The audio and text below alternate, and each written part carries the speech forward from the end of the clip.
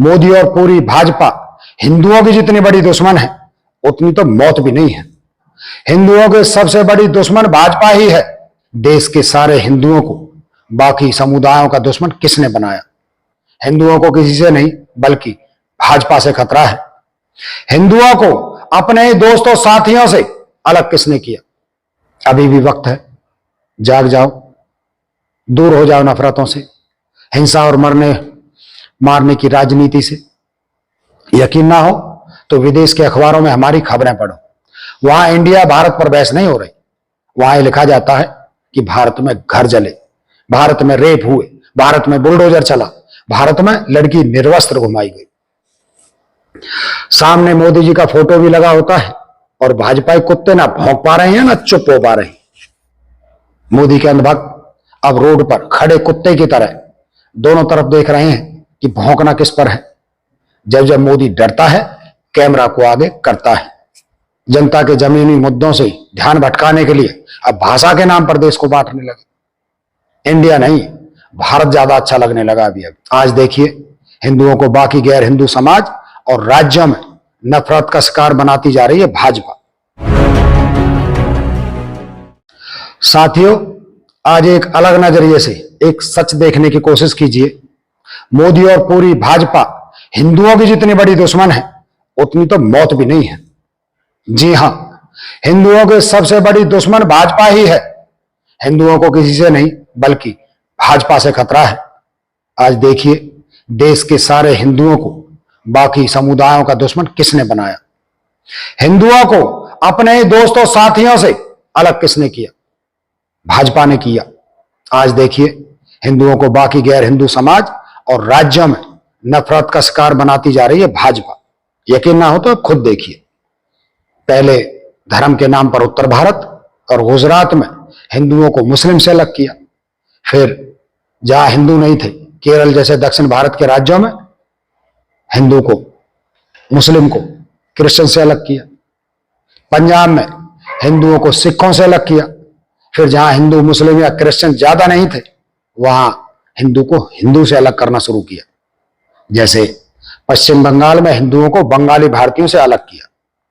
महाराष्ट्र में मराठी और गैर मराठी को अलग किया। मध्य प्रदेश, राजस्थान, छत्तीसगढ़ में हिंदुओं को जाति के नाम पर अलग किया। मणिपुर में तो कोहराम मचा दिया जब दो आदिवासी समुदायों में इतनी नफरत भर दी कि पूरी दुनिया में देश की बदनामी हो गई, इंसानियत तार तार हो गई, बहन बेटियों का सर झुक गया। आपको याद होगा कुछ दिन पहले मैंने कहा था कि भाजपा सिर्फ अलग करने की राजनीति जानती है, मतलब फूट डालो और राज करो। जिन राज्यों में गैर हिंदू वोट ज्यादा है वहां भाजपा हिंदुओं को उकसाती है, भड़काती है, एडिट किए हुए वीडियो और मारे जाने का डर दिखाकर वोट लेती है। और जहां हिंदू हिंदी हैं तो आदिवासी को स्वर्ण से, स्वर्ण को हरिजन से, ब्राह्मण को दलित से, पिछड़ा जाति को क्षत्रिय से अलग करके उनकी वोट लेती है। मतलब यह है कि जहां जो वर्ग ज्यादा वोट रखता है वहां बीजेपी उनके पक्ष को उकसाती है। मणिपुर में देखिए दोनों तरफ हिंदू थे फिर भी पूरा राज्य लपेटों में झोंक दिया, जबकि वहां खुद बीजेपी की सरकार थी। तो यह हाल हो गया। अगर विपक्ष की होती सोचिए क्या होता। अब जब 9 सालों में सब कुछ बांट दिया, अब कोई वर्ग नहीं बचा, कोई स्तर नहीं बचा। देखिए जनता के जमीनी मुद्दों से ध्यान भटकाने के लिए अब भाषा के नाम पर देश को बांटने लगे। इंडिया नहीं, भारत ज्यादा अच्छा लगने लगा अभी। अब सवाल यह है कि भाजपा इंडिया के खिलाफ है या अंग्रेजी भाषा का ज्ञान नहीं है, यह साबित कर रही है। पूरी दुनिया जानती है भारत को ही अंग्रेजी में इंडिया कहते हैं, लेकिन यह समझ लीजिए इन्हें इंडिया से पहले दिक्कत नहीं थी। जैसे ही विपक्ष के गठबंधन का नाम इंडिया आया तो मोहन भागवत हो या भारत सरकार, सबको इंडिया चुभने लगा। अगर भाजपा को इंडिया से दिक्कत है तो पहले क्यों नहीं थी?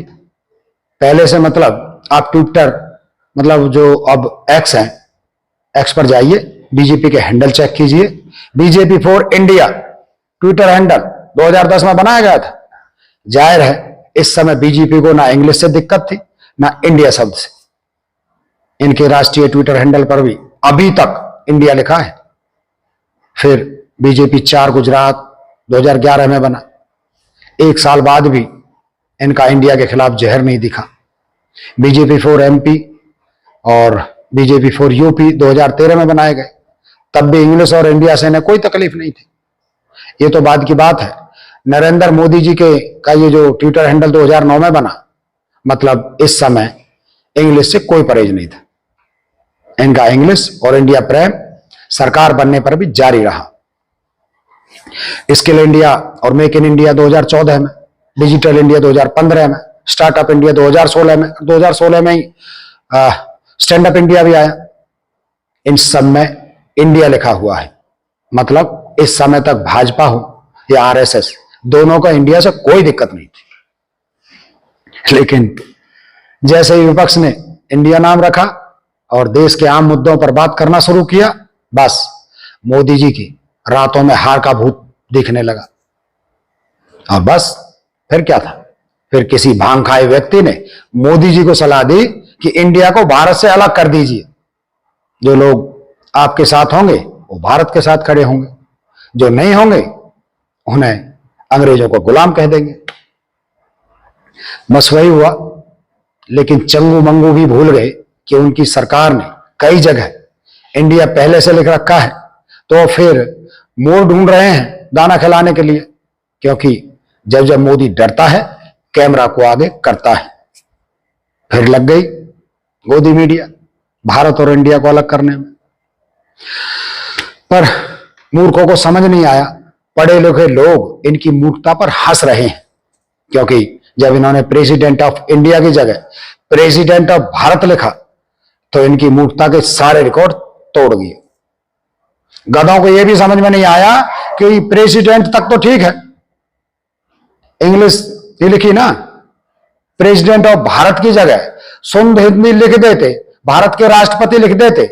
लेकिन नहीं, मूर्खता का नया उदाहरण देकर देश की बदनामी करने का ये गंवार लोग कोई मौका नहीं छोड़ते, फिर वजीयत करवा ली।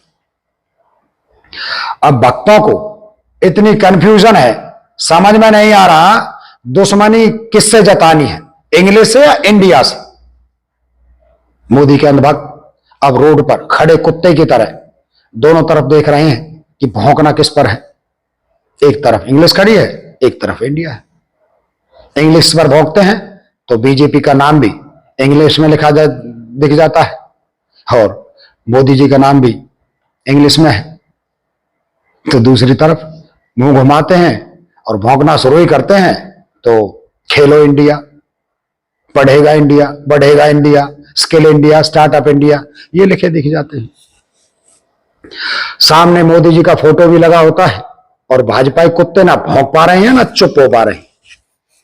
कुल मिलाकर उल्टी भर रही है पर हो नहीं रही, बिल्कुल ऐसी हालत हो गई है। भाजपाइयों को सलाह देना चाहता हूं कि इन गंवारों के चक्कर से बाहर निकलो। जनता को महंगाई, बेरोजगारी, आर्थिक व्यवस्था, स्कूल, अस्पताल और बिजली, सड़कें जैसे जमीनी मुद्दों पर बात करो। अब ये हिंदू मुस्लिम, सिख ईसाई, कोकी मेतई को एक दूसरे से लड़ाकर हम अपने ही देश का नुकसान कर रहे हैं। चाहे घर किसी का जले, नुकसान देश का होता है। चाहे अस्पताल कोई जाए, जख्म देश पर ही लगते हैं। रोए कोई, आंसू देश के ही निकलते हैं।